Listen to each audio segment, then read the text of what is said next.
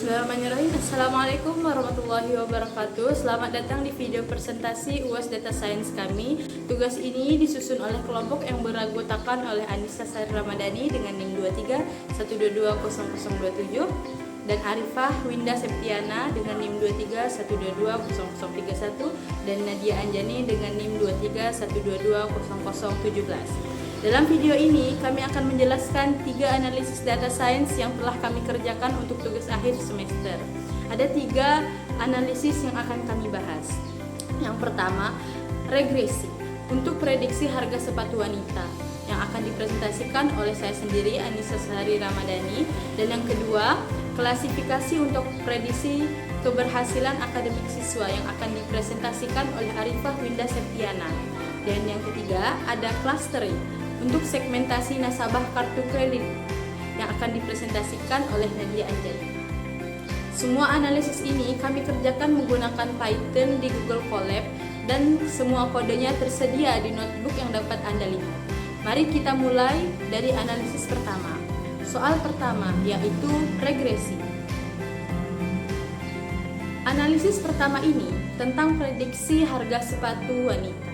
Tujuannya adalah untuk memprediksi harga sepatu berdasarkan berbagai fitur seperti brand, kategori, deskripsi produk, dan fitur-fitur lainnya. Dataset yang kami gunakan berasal dari Kaggle dengan nama Women's Shoe Price. Dataset ini berisi ribuan data produk sepatu wanita dengan berbagai informasi yang lengkap. Pertama-tama, saya akan memulai dengan data cleaning. Langkah ini sangat penting karena data mentah biasanya masih banyak yang perlu dibersihkan.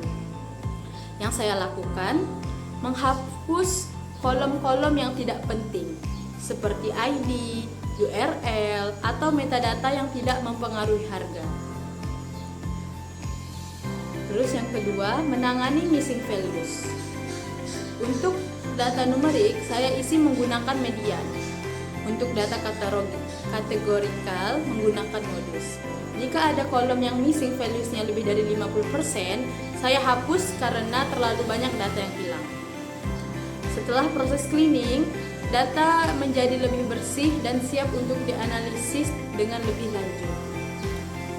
Setelah data bersih, saya melakukan eksplorasi data. Di sini, saya mencari tahu bagaimana distribusi harga sepatu. Ternyata distribusinya right square, artinya sebagian besar harganya berada di bawah rata-rata. Fitur-fitur apa saja yang paling mempengaruhi harga?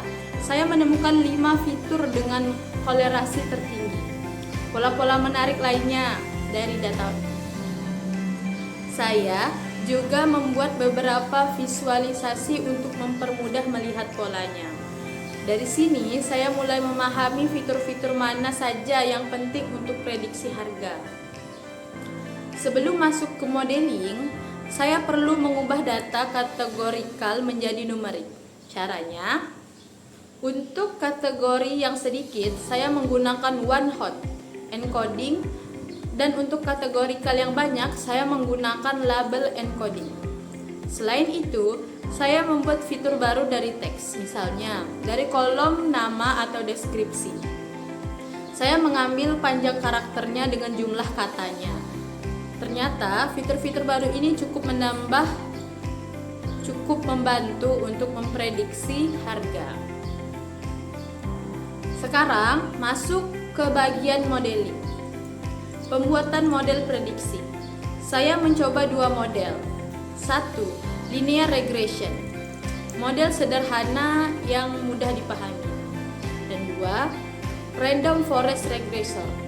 Model yang lebih kompleks dapat menangkap hubungan non-linear.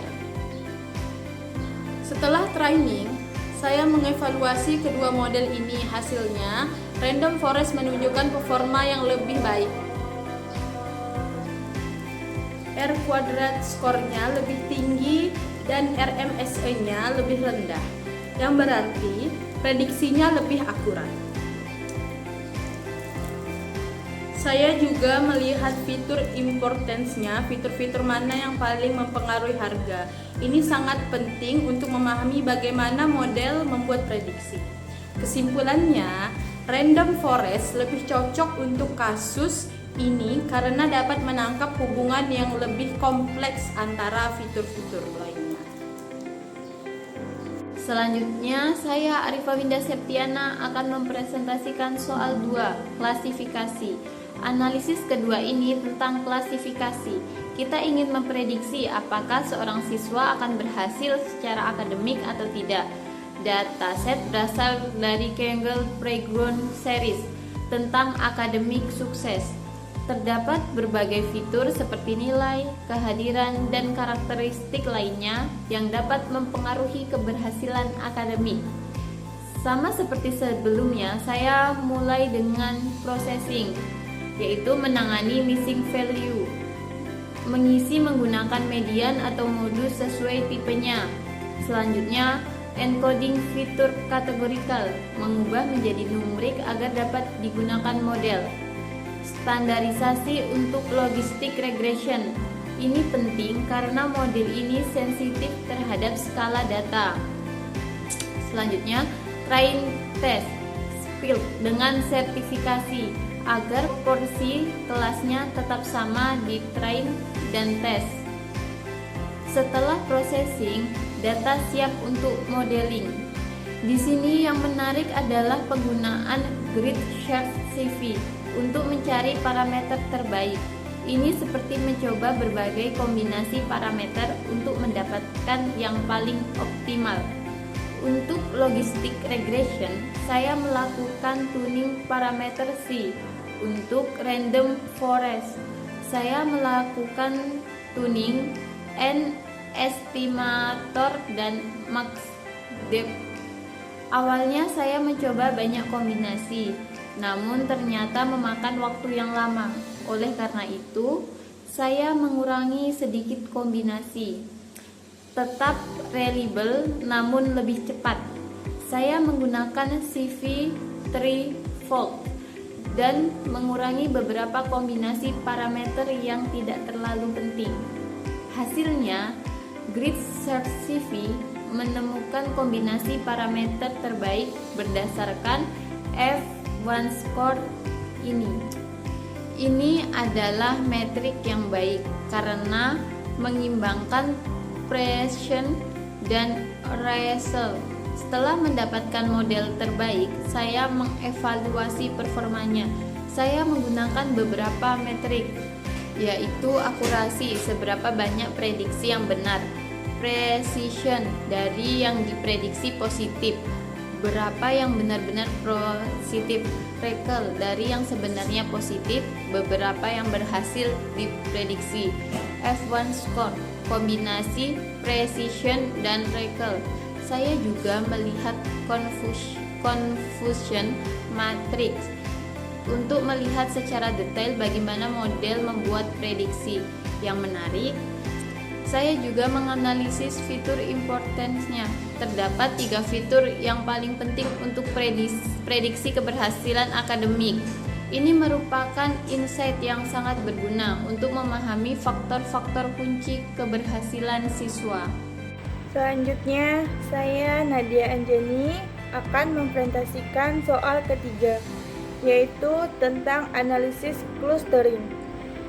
Kita ingin mengelompokkan nasabah kartu kredit ke dalam beberapa segmen berdasarkan pola penggunaan mereka. Dataset tentang kredit card sekitar 8.950 nasabah dan 18 fitur. Tujuannya adalah untuk memahami karakteristik nasabah dan membuat strategi yang sesuai untuk setiap segmen. Processing di sini agak berbeda dari sebelumnya. Yang paling penting adalah standarisasi. Ini wajib untuk K-means karena algoritma ini sensitif terhadap skala data. Jadi, semua fitur saya standarisasi menggunakan standar scalar. Selain itu, saya juga menangani missing values dan menghapus kolom identifier yang tidak perlu. Ini adalah bagian yang menarik. Sebelum clustering, kita harus menentukan terlebih dahulu berapa banyak cluster yang akan dibuat. Terlalu sedikit atau terlalu banyak hasilnya tidak optimal. Saya mencoba berbagai nilai K dari 2 sampai 6. Untuk setiap K, saya menghitung Silhouette score untuk mengukur seberapa baik cluster-clusternya terpisah. Inertia untuk elbow method mengukur seberapa compact clusternya. Dari hasilnya, saya memilih K yang memiliki Silhouette score tertinggi. Ini berarti cluster-clusternya terpisah dengan baik dan setiap cluster cukup kohesif. Setelah mendapatkan K optimal, saya menjalankan K-means dan menganalisis hasilnya. Untuk setiap cluster, saya menghitung rata-rata fitur-fitur pentingnya seperti balance, saldo kartu kredit, purchase, total pembelian, kredit limit, limit kartu, payment, total pembayaran, dan lain-lain. Dari sini saya dapat melihat karakteristik setiap cluster. Misalnya ada cluster yang balance-nya tinggi namun pembayarannya rendah, atau ada yang purchase-nya tinggi. Saya juga memvisualisasi hasil menggunakan PCA dan T-SAN untuk melihat bagaimana cluster-clusternya terpisah di ruang dimensi yang lebih rendah. Yang paling penting dari analisis ini adalah insight bisnisnya. Saya menghitung 2 skor untuk setiap cluster. Risk score, seberapa beresiko cluster ini. Balance tinggi, pembayaran rendah, sama dengan beresiko. Profit score, seberapa menguntungkan cluster ini. Purchase tinggi, payment tinggi, sama dengan menguntungkan. Dari sini saya dapat mengidentifikasi cluster mana yang paling beresiko. Ini penting untuk manajemen risiko, mungkin perlu perhatian khusus. Cluster mana yang paling menguntungkan? Ini dapat menjadi target untuk strategi marketing atau penawaran khusus. Ini merupakan insight yang sangat actionable untuk bank. Mereka dapat membuat strategi yang berbeda untuk setiap segmen nasabah. Jadi, itu tadi 3 analisis yang telah kami kerjakan. Mari kita rangkum. Yang pertama, regresi. Kami berhasil membuat model untuk prediksi harga sepatu. Random Forest menjadi model terbaik dengan performa yang baik. Yang penting di sini adalah fitur energy ring dan analisis korelasi yang membantu meningkatkan akurasi. Yang kedua, klasifikasi. Model untuk prediksi keberhasilan akademik dengan hyperparameter tuning yang optimal. Identifikasi fitur penting membantu memahami faktor-faktor kunci keberhasilan. Yang ketiga, clustering. Segmentasi nasabah yang memberikan insight bisnis yang actionable. Analisis resiko dan profitabilitas membantu bank membantu strategi yang lebih tepat sasaran. Dari ketiga analisis ini, terdapat beberapa hal penting yang kami pelajari, yaitu 1. Data cleaning sangat krusial. Sebelum modeling, pastikan datanya bersih terlebih dahulu. 2. Fitur energy ring dapat meningkatkan performa. Terkadang fitur baru lebih penting dari fitur asli. 3. Hyperparameter tuning penting. model yang sangat dapat memiliki performa yang berbeda, jauh tergantung parameternya. 4. Visualisasi membantu interpretasi. Grafik lebih mudah dipahami daripada angka-angka.